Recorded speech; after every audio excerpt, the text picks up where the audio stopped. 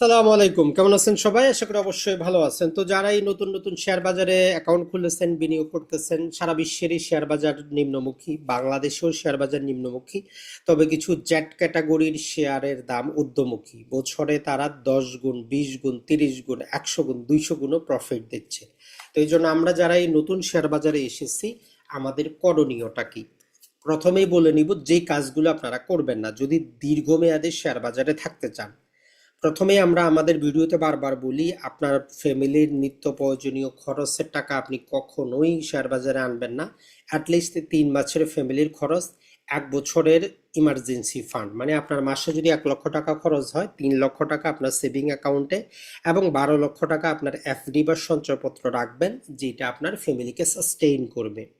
আর আগামী 3 বছরের মধ্যে যে টাকাটার প্রয়োজন পড়বে ওই টাকাটা শেয়ার বাজারে আনবেন না। এর বাইরে যখন আপনার কাছে টাকা পয়সা থাকবে ওই টাকাটাই আপনি এককালীন বিনিয়োগ করতে পারেন। অথবা যাদের ফ্যামিলির খরচ বেড়ে গেছে, এটা কন্ট্রোল করা সম্ভব না, তারা একটা ফিক্সড পরিমাণ 5,000, 10,000, যেটা আপনার খরচ করলে আপনার কোনো টেনশন পড়বে না যে টাকাটা আমার চলে গেল, এইরকম। তাহলে দুই ক্যাটাগরিতে আসতে পারেন। ফ্যামিলির ইমার্জেন্সি ফান্ড, প্রয়োজনীয় টাকা পৃথক করার পর যদি থাকে তখন আসবেন। আর যাদের সেটা সম্ভব না, তারা কম পরিমাণ ইনভেস্ট করবেন, যেই টাকাটা আপনি চিন্তা করবেন যে এই টাকাটার আপনি ফেরত পাবেন না। আপনি টাকার গাছ লাগিয়ে গেছেন, সারা জীবন সে টাকাই দিবে। যে কাজটা আপনি করবেন না, মানুষের কথায় যে কোনো শেয়ারে কিনবেন না। 1 নাম্বার হচ্ছে, যেই কোম্পানিগুলা বন্ধ আছে, বন্ধ কোম্পানির শেয়ার কিনা যাবে না। এখন বলবেন যে ভাই, বন্ধ কোম্পানির শেয়ার আমি কিভাবে জানবো? তো এইটার জন্য বর্তমানে কমিশন, ঢাকা স্টক এক্সচেঞ্জের কমিশন যেটা করেছে সেটা হচ্ছে যে তারা তাদের ওয়েবসাইটে দিয়ে দিয়েছে। আপনি যখন ওয়েবসাইটে যাবেন, ওই ওয়েবসাইটে তারা দিয়ে দিয়েছে যে কোন কোম্পানিগুলো বন্ধ। দেখেন এখানে লেখা আছে ক্লোজ নন অপারেশনাল কোম্পানি। তাহলে আপনি জেনে শুনে বুঝে, যেমন অ্যাপোলো ইস্পাত আছে, এরপরে আজিজি পাইপ আছে, বারাকা পাওয়ার আছে, বিডি ওয়েল্ডিং আছে, কেন আপনি এই কোম্পানিগুলা কিনবেন যেগুলা ফ্যামিলি ট্যাক্স আছে, যে কোম্পানিগুলোর উৎপাদন বন্ধ? পিডিএল আছে, তার মানে এখানে 32টা কোম্পানি আছে। এই কোম্পানিগুলো আপনি কিনবেন না, যতজনই লাভ দেখাক। তাইলে 1 নাম্বার হইল, যে কোম্পানিগুলা বন্ধ আছে আমরা এই কোম্পানি কিনবো না। 2 নাম্বার হচ্ছে, যে কোম্পানিটা আমাদের জেড ক্যাটাগরিতে আছে, এটা কিভাবে বুঝবেন? দেখেন বাই ক্যাটাগরি আপনি পাবেন, এখানে যাবেন, এখানে দেখেন যে বাংলাদেশের শেয়ার বাজারে শেয়ারগুলো 5টা ক্যাটাগরিতে বিভক্ত: এ, বি, জি অ্যান্ড জেড। তো নর্মালি জি মানে হচ্ছে গ্রিন কোম্পানি, যেগুলো উৎপাদন শুরু করে না, এটা বাংলাদেশে বর্তমানে নাই। এন হচ্ছে নতুন যখন আসে সেটা। তাইলে এ, বি আর জেড। তাইলে জেটে আপনি ক্লিক করলে কোন কোন কোম্পানিগুলো জেড কোম্পানি, জেড ক্যাটাগরিতে আছে, আপনি কিন্তু নাম পাবেন। জেট কোম্পানি সেগুলাই যেগুলা ডিভিডেন্ড দেয় না, কোনো প্রকার তারা কি করে নাই, কোনো প্রকার এজিএম তারা করে নাই। 2 বছর যদি ডিভিডেন্ড না দেয়, এজিএম না করে, তখন সেগুলাকে কি করা হয়, জেট ক্যাটাগরিতে ট্রান্সফার করা হয়। এখানে যদি আমরা দেখার চেষ্টা করি, 113টার মতো কোম্পানি আছে জেট ক্যাটাগরি। আর বাংলাদেশের বাজারে যদি আপনি দেখেন, সবচেয়ে দুঃখের বিষয় হচ্ছে প্রতিদিনের যদি আপনি কি করেন, এই যে টপ ক্যাটাগরিতে যান, তাহলে দেখবেন যে যেগুলো সবচেয়ে বেশি দাম বাড়ছে সবগুলাই জেড ক্যাটাগরি। দেখেন জেড ক্যাটাগরি, শুধু এখানে একটা হচ্ছে বি ক্যাটাগরি, আর একটা বি ক্যাটাগরি, এরপরে ম্যাক্সিমাম গুলাই Z category, Z category, Z category. তাহলে এই কাজটা করা যাবে না। লোভে পড়ে, ফান্দে পড়ে আপনি জেড ক্যাটাগরির শেয়ার কিনবেন না। এটা হয়ে গেল। আর আপনি যে নিজে শেয়ার বাজারে আসছেন, এখন এইটা থেকে যেটা করা যাবে না সেটা হচ্ছে যে, যখন ওই শেয়ারটা হাই প্রাইসে আসছে, 52 সপ্তাহের সবচেয়ে উঁচু পর্যায়ে আসছে, তখন সেটা কিনা যাবে না। আপনি এটা বুঝবেন কিভাবে? এই জন্য স্টক নাও অথবা ট্রেডিং ভিউ, যে কোনো একটা ওয়েবসাইটে যাবেন। ওই ওয়েবসাইটে আপনি গিয়ে সেখান থেকে দেখতে পারবেন যে এই শেয়ারটার 52 সপ্তাহের হাই কত, ল কত। যেমন ধরেন যে আমরা যদি এখানে একটা দেখার চেষ্টা করি, কথার কথা, আমরা যদি এই যে এনসিসি ব্যাংকটা দেখার চেষ্টা করি, যেটা রিলেটেড আজকের ভিডিও আমরা আপলোড করেছি, দেখেন এই শেয়ারটা আপনি চার্ট দেখেও চাইলে বুঝতে পারেন, অথবা এখানে লেখা আছে দেখেন, 52 সপ্তাহ ল হচ্ছে 9 টাকা 60 পয়সা, হাই হচ্ছে কত, 13 টাকা 70 পয়সা, এখন চলতেছে কত, মোটামুটি 13 টাকা। তাইলে এখন আমি এই শেয়ারটা কেন কিনবো? এটা হাইয়ের মধ্যে চলতেছে, এখন আমার কিনা যাবে না। তার মানে সবকিছু ঠিক থাকলেও আমরা কিনবো না। যেমন অলিম্পিকটা চিন্তা করেন, ল ছিল কত, 1 টাকা, 128 টাকা, হাই হচ্ছে 176 টাকা, এখন চলতেছে 147, তার মানে বর্তমানে মাঝারি দামে চলতেছে। আমি অপেক্ষা করব। তাহলে আমরা কি করব না, কখনোই 52 সপ্তাহের হাইয়ে কোনো শেয়ার কিনবো না, কারণ ওইরকম শেয়ার ক্রয় করে আমরা লাভবান কিন্তু হইতে পারবো না। তাহলে আপনি কি করবেন সেটা চাইতে বড় বিবেচ্য বিষয় হচ্ছে কোন কাজটা করা যাবে না। বন্ধ কোম্পানি, জেট কোম্পানি, 52 সপ্তাহের হাই এগুলা কিনা যাবে না। এরপরে আপনি যদি ক্যাপিটাল গেইনের জন্য যদি নিতে চান, তাইলে আপনাকে ব্যাংকিং, ইন্স্যুরেন্স এই সেক্টরগুলো অথবা বি ক্যাটাগরির শেয়ার আপনি ক্রয় করার চেষ্টা করবেন।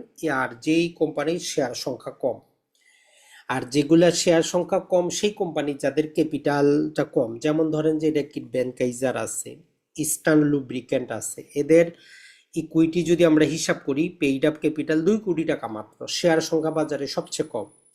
তো যারা এই গ্যাম্বেলিং করতে চান, যে শেয়ার সংখ্যা কম, ওইগুলো নিয়েই কিন্তু করেন। তো এগুলো আপনাকে খুঁজে বের করতে হবে যে কোন ব্যাংকের কোনগুলা শেয়ার সংখ্যা কম। যদি নর্মালি আমরা যদি দেখার চেষ্টা করি, বাংলাদেশের বাজারে একটা নিয়ম হচ্ছে যে ম্যাক্সিমাম 30 কোটি টাকা হইতে হবে পেইড আপ ক্যাপিটাল। তাইলে 30 কোটি টাকার নিচে যেই সমস্ত কোম্পানি বি অথবা এ ক্যাটাগরিতে আছে ওগুলা শেয়ার কিনবেন, জেড ক্যাটাগরিতে না। 30 কোটি টাকার নিচে যদি থাকে, শেয়ার সংখ্যা কম, কন্ডিশন হচ্ছে কোম্পানিটা এ, যেমন রেকিট বেনকাইজার আছে, যেমন ইস্টার্ন লুব আছে, অথবা বি ক্যাটাগরিতে। তবে এগুলোতে আপনি ডিভিডেন্ডের আশায় না, এগুলোতে ক্যাপিটাল গেইনের আশায় আপনি শেয়ার ক্রয় করবেন। এখন আসি, যদি আপনি দীর্ঘমেয়াদের জন্য শেয়ার ক্রয় করেন, এক্ষেত্রে আমরা বলি যে আপনি অ্যাভারেজ দেখার চেষ্টা করবেন যে গত 10 বছরে ওই কোম্পানিটা কি আসলেই 12%, 15% করে ইনকাম করে শেয়ার হোল্ডারকে দিতে পারছে কিনা। যদি পারে তাহলে স্ট্রং কোম্পানি। বর্তমানে দিতে পারবে কিনা দেখবো, তা আমরা রেভিনিউ গ্রোথ অথবা ইপিএস গ্রোথটা ডবল ডিজিটে বৃদ্ধি পাচ্ছে কিনা। যেমন মেরিকো গত 10 বছর যাবত দিয়েছে, প্রতি বছর সে 10% করে ইপিএসও বাড়াচ্ছে। যেমন স্কয়ার ফার্মা, সে ইপিএসটা বাড়াচ্ছে, আপনি এটাতে ভরসা করতে পারেন। তো এরকম কোম্পানিগুলো আপনাকে খুঁজে বের করতে হবে। মানুষের কথায় আপনি বিনিয়োগ কিন্তু করবেন না। আর যারা এই এসআইপি করবেন, মানে সিস্টেমেটিক মান্থলি যদি ইনভেস্টমেন্ট করতে চান, অনেকেই বলেন যে ভাই মিউচুয়াল ফান্ডগুলো আমরা কিনবো কিনা। বাংলাদেশে মিউচুয়াল ফান্ডের অবস্থা ভালো না, তার চাইতে ভালো ভালো 5টা 6টা কোম্পানি সিলেক্ট করে আপনি নিজেই শেয়ার কিনতে থাকেন। কোনো কারো কথা শোনার দরকার নাই, কোনো দিকে দেখার দরকার নাই। আপনি যদি মাসে 5,000 টাকা বা 10,000 টাকা বিনিয়োগ করবেন, স্কয়ার এবং মেরিকো কিনতে থাকেন, কারো কোনো কথা শোনার দরকার নেই, কিনতেই থাকেন। আপনার টার্গেট থাকবে শেয়ার সংখ্যা আপনি বাড়াবেন, আর কারো কাছে যাইতেও হবে না, কিছুই করার দরকার নাই। আপনি প্রতি মাসে 10,000 টাকা পাইলেন, 50% স্কয়ার, 50% মেরিকো কিনতে থাকেন। আগামী 20 বছর কিনেন, আপনি পেনশন হিসাবে সারা জীবন টাকা পেয়ে যাবেন, যদি অত কিছু না বুঝেন। তারপরে আমরা রিকোয়েস্ট করব, যদি বেশি পরিমাণ টাকা নিয়ে আসতে চান, অবশ্যই শেয়ার রিলেটেড আইনগুলো জানবেন। ডিভিডেন্ড কি, কত দিনে দেয়, না দিলে কি হবে, এসডিএম কি, ইপিএস কি, ন্যাপ কি, ব্যাংকিং শেয়ারগুলা বিনিয়োগ করবেন কিনা, ইন্স্যুরেন্স সেক্টরে এত ক্যাপিটাল গেইন কেন দিচ্ছে, কিভাবে দিচ্ছে, ইন্স্যুরেন্স সেক্টর কিভাবে কাজ করে। তো আসলে এইটাও একটা শিক্ষণীয় জায়গা, এটার মাধ্যমে আপনি কোটি টাকা বিনিয়োগ করতে পারেন। তবে আবারও সাবধান করব, অবশ্যই অবশ্যই জেনে শুনে বুঝে করবেন। তবে জেট কোম্পানি, বন্ধ কোম্পানি, এই সমস্ত কোম্পানি, এগুলাতে বিনিয়োগ করে নিজের মূল্যবান টাকা হারাবেন না। বি ক্যাটাগরি অথবা এ ক্যাটাগরিতে বিনিয়োগ যদি করে থাকেন, আপনার টাকাটা লস হবে না, দাম কমতে পারে আবার বাড়বে। আর আপনি যদি 1 লক্ষ টাকা বিনিয়োগ করার থাকে, একসাথে শেয়ার কিনবেন না। আপনি যাচাই বাছাই করে প্রয়োজনে 20% শেয়ার কিনেন, একটু পড়াশোনা করেন, একটু দেখেন ওই শেয়ারটার দাম, দেখেন যদি কমে আরও 20% কিনেন। সবসময় লক্ষ্য রাখবেন, কোম্পানি সম্পর্কে একটু খোঁজ খবর নেবেন, যে কোম্পানিটা আপনি কিনতেছেন ওই কোম্পানিটা কি করে, তারা ইনভেস্টমেন্ট করতে পারে কিনা। আমাদের একটা প্লে লিস্ট আছে, ওইখানে আমরা ব্যাংকের শেয়ার এবং বিভিন্ন শেয়ারগুলো কোম্পানি পরিচিতি দিয়েছি। যেমন স্কয়ার ফার্মা কি করে, মেরিকো করেটা কি, র্যাকিট বেনকাইজার করেটা কি, এটা ছাড়া ব্যাংকিং শেয়ারগুলো কোন ব্যাংকের পরিচালনা পরিষদে কি আছে, তাদের অবস্থাটা কি, ম্যানেজমেন্ট অবস্থাটা কি, এগুলো জানলে আপনি শান্তিপূর্ণভাবে ঘুমাইতে পারবেন। কারণ ধরেন যে আপনি টার্গেটটা সবসময় বড় রাখবেন, যে শেয়ার বাজারে আপনার কি থাকবে, মোটামুটি আপনি যদি বলেন যে আপনার 10 বিলিয়ন টাকা থাকবে, তো এটা শুনতে আপনার কাছে হাসিই লাগবে যে ভাই আমি সারা জীবনে কামাইতে পারবো না। চিন্তার মধ্যে বড় হন, বাস্তবে বড় হবেন। ধরেন আপনি 10 কোটি টাকা চিন্তা করলেন, হইল না 10 কোটি, 1 কোটি হইল, চিন্তাই করলেন 1 কোটি হবে 50 লাখ। তো এই জন্য চিন্তা করতে তো আর টাকা লাগে না, ওই জন্য মানসিক শান্তির জন্য একটা সাদা কাগজ নেবেন, ওই কাগজে লিখবেন আপনার কি কি প্রয়োজন জীবনে, শেয়ার বাজারে আপনি কত লাখ টাকা চান, কত দিনের মধ্যে চান। তো ওইটার জন্য নিজের প্রতি ইনভেস্টমেন্ট করেন, নিজের জ্ঞান বাড়ান, পড়াশোনা করেন। বাংলাদেশের শেয়ার বাজারেও ভালো মানের শেয়ার আছে যেগুলোতে বিনিয়োগ করেও আপনি আর্থিক স্বাধীনতা পেতে পারেন। তাহলে যে কাজ করবেন না, আর যে কাজটা করবেন আমরা যেটা বলবো, অবশ্যই অবশ্যই জ্ঞানটা বাড়াবেন। শেয়ার বাজারে কিভাবে বিনিয়োগ করে, একটা বিও অ্যাকাউন্টের প্রয়োজন পড়ে, আর কিছুই কিন্তু না।